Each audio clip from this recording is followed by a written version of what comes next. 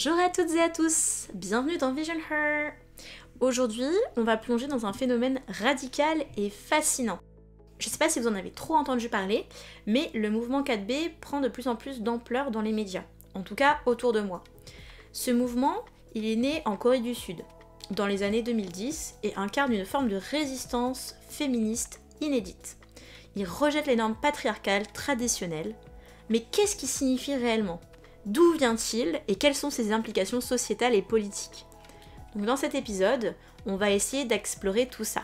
Les origines, la signification, le contexte socio-politique, les réactions qu'il suscite, que ce soit au niveau international ou alors les débats internes au mouvement. Pour commencer, le terme 4B, il provient de l'expression coréenne bi, signifiant non. Il désigne 4 refus fondamentaux. Alors je vais vous épargner ma prononciation hasardeuse, douteuse de ces grands piliers puisque je n'ai aucune maîtrise de la langue coréenne, mais il s'agit du refus du mariage hétérosexuel, des relations amoureuses avec des hommes, des relations sexuelles avec les hommes et de la maternité. Donc les femmes de ce mouvement 4B refusent de se marier, de relationner de façon romantique avec les hommes, d'avoir des relations sexuelles avec eux et refusent de devenir mères. Ces choix de vie-là, ils sont perçus comme une forme de protestation contre les pressions sociétales qui sont imposées aux femmes, notamment, comme on l'a dit, le mariage, la maternité et les attentes liées aux relations hétérosexuelles. Le mouvement 4B, il s'inscrit dans une démarche d'émancipation et de rejet de ces normes patriarcales dominantes. Au niveau du contexte socio-politique en Corée du Sud, la Corée du Sud, c'est une société où les inégalités de genre sont profondément ancrées. Malgré des avancées notables, les femmes, elles continuent de faire face à des discriminations systémiques. Par exemple, dans le cadre du travail domestique, les femmes, elles en réalisent en moyenne 3,5 fois de plus que les hommes chaque semaine. Il y a également une forte propension à la violence conjugale. C'est un problème majeur avec des taux de prévalence élevés. Et finalement, les normes de beauté très strictes et des attentes sociales qui pèsent lourdement sur les femmes. C'est donc dans ce contexte que le mouvement 4B a émergé, comme une réponse radicale aux injustices vécues par les femmes sud-coréennes. Il s'agit d'une forme de résistance féministe qui rejette les structures patriarcales en optant pour des choix de vie alternatifs. Le mouvement 4B, bien que minoritaire en Corée du Sud, il a attiré l'attention internationale. Aux États-Unis, il a gagné en visibilité après l'élection de Donald Trump en 2024.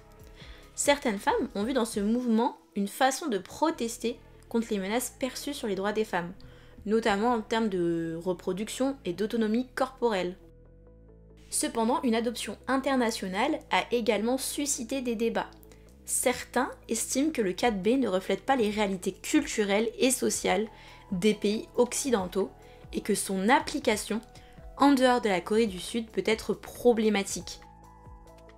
Au-delà des débats internationaux, ce mouvement est aussi affublé de controverses internes, notamment en ce qui concerne la transphobie et l'homophobie, puisque en effet, des membres de la communauté en ligne WOMAD, associés au 4B, ont été accusés de tenir des propos discriminatoires à l'encontre des personnes transgenres et des hommes homosexuels. Ces tensions viennent souligner les défis auxquels le mouvement est confronté pour concilier ses objectifs féministes avec des valeurs inclusives.